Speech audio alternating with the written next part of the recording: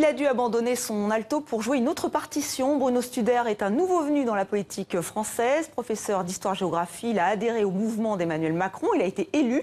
Le voilà député LRM du Bas-Rhin, et désormais président de la Commission des affaires culturelles et de l'éducation à l'Assemblée nationale. Bonsoir Bruno Studer. Bonsoir, merci de me recevoir. Mais je vous en prie. Vous qui avez été professeur d'histoire-géographie dans un collège à Strasbourg, est-ce que vous trouvez que vos confrères et vos consoeurs sont à l'écoute dans l'hémicycle ?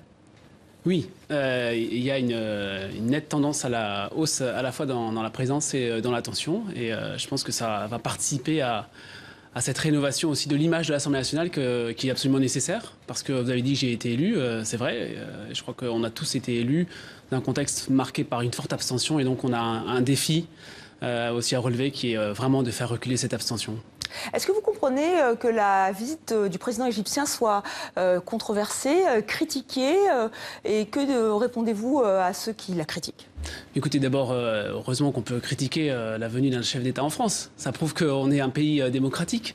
Le président Emmanuel Macron s'est exprimé sur le sens de cette visite. Je crois que l'Égypte est un pays partenaire dans la Méditerranée. L'avenir de la France, c'est l'Europe et c'est la Méditerranée. Donc je pense qu'il faut absolument garder le dialogue ouvert avec ce pays. Et il faut être pragmatique ? Il faut être pragmatique. Il ne faut pas perdre de vue ce qui fait la spécificité française, la voix de la France dans le monde, mais il faut rester pragmatique. Et je crois qu'il fallait recevoir le président égyptien à Paris. Alors on vient de l'apprendre, Emmanuel Macron, donc, selon le porte-parole Christophe Castaner, va prendre la direction de la République En Marche. Est-ce que c'est un bon choix ? Oui. C'est un très bon choix. D'abord parce que Christophe Castaner, c'est un historique du mouvement. Je me souviens l'avoir rencontré lors de la venue d'Emmanuel Macron à Strasbourg, parce que c'était le premier meeting en province. Et j'ai pu constater à quel point il était mobilisateur. Ces mois de porte-parole et de relations avec le Parlement en tant que ministre ont été un franc succès. Et donc, je me réjouis vraiment de cette possibilité donnée à Christophe Castaner de prendre les rênes de la République En Marche. Alors, c'est un peu plus compliqué pour les constructifs. Vous le savez qu'il y a un bureau politique de Les Républicains qui se réunit pour exclure les 5 ministres et élus Macron compatibles. Nadine Morano, eurodéputée de Les Républicains, qui est connue pour son franc-parler, parle de traître. Comment vous réagissez ? Écoutez, moi je crois qu'on a un mouvement à construire de notre côté. Ce mouvement, il est suffisamment ouvert pour que les gens qui seraient exclus ailleurs puissent le rejoindre. Donc moi je ne commenterai pas l'actualité des autres partis politiques. Je crois que notre objectif c'est de rénover le paysage politique français et donc on va se concentrer sur la République En Marche. Les portes sont ouvertes. Juste une toute dernière question. Vous qui avez commencé à l'UDI, plutôt au centre, on a vu un dernier sondage au Doxa qui disait qu'Emmanuel Macron était plutôt le président des riches, donc très à droite. Là aussi, est-ce que vous trouvez que c'est une fausse image ? Oui, complètement. Je pense que le projet de loi de finances qu'on a voté tout à l'heure à une très large majorité contient des dispositions qui sont à destination des Français les plus modestes. L'allocation à handicapés, le minimum vieillesse qui augmente, la taxe d'habitation pour 80% des ménages qui va disparaître. On s'adresse à tous les Français. On s'adresse aux Français les plus modestes, ceux qu'il faut vraiment aider d'urgence. Et on utilise les marges de manœuvre qu'on a pour les aider. On s'adresse aux classes moyennes. On s'adresse aussi à ces Français dont le président a dit qu'ils étaient les premiers de cordée parce qu'avec le Brexit, on a aussi une opportunité historique. Il vaut mieux que ces capitaux-là soient en France qu'ailleurs. On a un défi immense à relever. Et si on veut respecter les accords de Paris, il faut que la France soit à la pointe de ces investissements qui vont nous permettre de réussir cette transition énergétique. Donc je crois que c'est un projet de loi de finances qui est absolument cohérent. Et le projet de loi de finances de la sécurité sociale qui arrive est un projet de loi cohérent qui a aussi des dispositions pour l'ensemble des Français. C'est un projet, je pense, qui peut vraiment rassembler les Français. C'est notre objectif. Alors Bruno Studer, il y a une mesure qui va s'adresser aux jeunes, et à tous les jeunes, le Pass Culture. C'était vraiment une mesure phare du programme d'Emmanuel Macron. Alors 500 € qui seront donc donnés le jour de leurs 18 ans à ces jeunes via une application. Vous en êtes où ? Alors, on en est que c'est un engagement de campagne et que, aussi surprenant que ça puisse paraître, nos engagements, on les tient. Donc, on va tenir cet engagement de campagne aussi que de de favoriser l'accès et l'ouverture à la culture pour les jeunes de ce pays. Concrètement, aujourd'hui, on est encore dans une phase d'observation, de travail.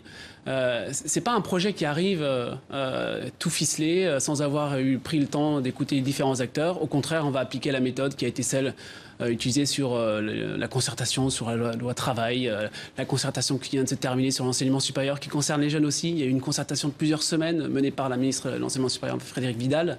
Et donc sur ce pass culture, on va mener une concertation aussi étroitement en lien avec l'Élysée, avec Matignon, avec le ministère de la Culture et Françoise Nyssen, pour trouver des solutions qui vont nous permettre de mettre en place ce pass culture avec un champ des possibles qui est assez large en fin de compte. Surtout que le modèle existe, il existe en Italie, il a été mis en place en 2016 avec un succès mitigé. Déjà 60% des jeunes seulement ont demandé ce pass culture. Ensuite, il y a eu un marché noir, notamment sur les réseaux sociaux. Là aussi, comment vous compterez éviter de telles dérives? Mais écoutez, je pense que c'est tout à fait dans la démarche. On va regarder ce qui se fait ailleurs, on regarde ça de près et puis on va tâcher d'en tirer le meilleur pour pas reproduire les mêmes erreurs. Mais je pense que l'enjeu est absolument essentiel de ce pass culture. C'est un engagement d'Emmanuel Macron et j'y tiens beaucoup personnellement. Parce que d'abord, c'est un message très fort à notre jeunesse que de dire qu'à 18 ans, eh bien, on reçoit la possibilité de s'ouvrir au monde. Parce que la culture, ce sont des produits culturels, bien entendu, mais c'est aussi quelque chose de bien plus essentiel que ça, la culture. La culture, c'est la nuance par rapport à la vie. Et dans le monde dans lequel on vit, avec ce monde digital, numérique, où on voit bien le danger de l'uniformisation, le danger qu'il y a de voir certains groupes très puissants imposer un mode de vie, une façon de voir le monde, de lire le monde. Je pense que plus que jamais, on a besoin de culture et de culture sensible. Et donc tout l'enjeu, ça va être de réussir à faire de ce pass culture une ouverture sur la culture du sensible. Et qu'il faut donc que les jeunes qui sont visés par cette mesure puissent faire l'expérience de la culture tout au long de leur apprentissage. Donc les pistes sont ouvertes. Est-ce que ça va être à 18 ans? Est-ce qu'il y a une partie qui sera pour les années précédentes? Donc on est vraiment dans une phase de construction. Mais est-ce qu'il sera financé, comme ça a été dit, par les diffuseurs et par les GAFA? C'est toujours dans les tuyaux? C'est toujours dans les tuyaux. Toutes les pistes sont étudiées. Et pourquoi eux? Mais parce qu'ils sont extrêmement puissants, ils contribuent actuellement assez peu à la création française, par exemple, et européenne, parce qu'ils sont des vecteurs aussi très importants et que leur place et le fait que la fiscalité aujourd'hui de ceux qui pèsent sur ces grands groupes pose question, ça nous pousse forcément à nous poser la question de comment est-ce qu'on peut les mobiliser dans un projet qui est un projet extrêmement généreux pour notre jeunesse. Alors justement, on va revenir aux œuvres dématérialisées. Vous évoquez la culture. On peut se la procurer, la culture, grâce aux GAFA, sur le web. Et ça pose le problème des droits d'auteur. Comment vous comptez faire pour protéger les droits d'auteur, les droits de ces artistes? Alors, ça va être un enjeu, mais je vais revenir sur la place de ces GAFA dans la culture, effectivement, mais l'enjeu de ce pass culture, c'est aussi d'arriver à permettre aux jeunes de faire des expériences culturelles. Et donc, si ce pass culture, c'est simplement pour télécharger de la musique ou pour télécharger des vidéos, c'est pas le projet. Notre projet, c'est de favoriser la transmission de la culture. En favorisant la transmission de la culture par l'expérience sensible, par la rencontre avec les créateurs, avec les auteurs, on va permettre aussi à ces jeunes de réaliser ce que c'est que le travail de création. Et donc, bien entendu, il va falloir les protéger, ces auteurs. Et c'est une réflexion qui est engagée de façon très forte par le ministère de la Culture, mais on va aussi sensibiliser les jeunes au fait que la création artistique et culturelle, eh bien, c'est quelque chose où derrière, il y a des gens dont c'est le métier, qui doivent être protégés parce que c'est leur moyen de vivre. Oui, c'est ce qui est le plus compliqué aujourd'hui pour la jeune génération. C'est presque normal d'aller télécharger illégalement et c'est là où vous intervenez.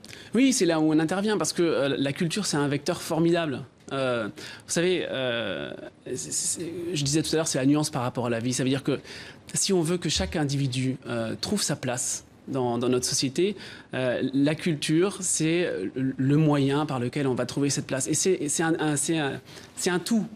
Je parlais tout à l'heure des accords de Paris. Pour qu'on soit sensibilisé à ce monde dans lequel on vit, je crois qu'il faut absolument utiliser tous les vecteurs possibles. Et les vecteurs de la culture, c'est vraiment celui qui va nous permettre de faire en sorte que les jeunes prennent conscience de leur existence propre dans un monde qui est le leur et un monde qui a aujourd'hui des défis à relever et que ils ne prendront conscience de l'ampleur de ces défis et de la capacité qu'ils ont personnellement à agir que si ils ont effectivement construit cette nuance par rapport à tout ce monde qui les entoure. Donc c'est absolument essentiel comme projet et je suis bien entendu engagé à 100% aux côtés du président de la République pour le mener à bien. Depuis 8 ans, c'est la Haute Autorité pour la diffusion des œuvres et la protection des droits sur Internet, donc l'ADOPI, qui essaye de lutter contre ces piratages. Quel est le bilan que vous dressez de la Hadopi? Mais écoutez, la Hadopi a rendu des services, mais dans un monde qui n'existe plus. Puisqu'on voit bien qu'aujourd'hui, c'est plus la même forme de piratage qui existe. Donc, ça fait partie de ces choses qui vont devoir être traitées dans les mois qui viennent au Parlement, en lien avec le Sénat, qui a aussi travaillé sur ces sujets. Et puis, le Parlement et l'Assemblée nationale, avant même cette élection, s'étaient déjà emparés de ces sujets. Et donc, il faut qu'on s'intéresse à ce sujet. Mais au-delà, il y a une réforme de fond à mener sur l'audiovisuel. Et notamment la loi qui le régit, la loi de 1986, elle a tout simplement été faite dans un monde qui n'existe plus. Le monde des fréquences hertziennes gratuites et anonymes, c'est fini. On est dans un monde du digital avec des acteurs qui éclosent partout, très vite, qui deviennent très très puissants. Et donc il faut qu'on se pose vraiment la question de comment on veut encadrer l'audiovisuel dans notre pays et dans un cadre européen, bien entendu. Oui, d'ailleurs, il y a eu un tollé. Vous avez demandé à France Télévisions de faire des économies. Vous êtes revenu sur les 50 millions. Vous pensez vraiment que l'audiovisuel public doit faire un effort ? Alors, l'audiovisuel public, on lui a demandé un effort effectivement au titre de la solidarité gouvernementale. On avait besoin, c'est à ce à quoi vous faites référence, d'aller plus loin dans la discussion. C'est pour ça qu'il y a eu ces amendements, notamment celui déposé par le rapporteur Joël Giraud, par moi-même aussi, je ne m'en cache pas. Après une discussion, eh bien, on a pris au sein du groupe, comme dans n'importe quel processus démocratique, une décision. Et donc, on a retiré ces amendements. Et puis, on demande effectivement à France Télévisions, et on fait totalement confiance à la direction de France Télévisions pour mener à bien la transformation qui va commencer. Merci Bruno Studer d'être venu sur le plateau de TV Chaque Monde, le plateau de 64 minutes.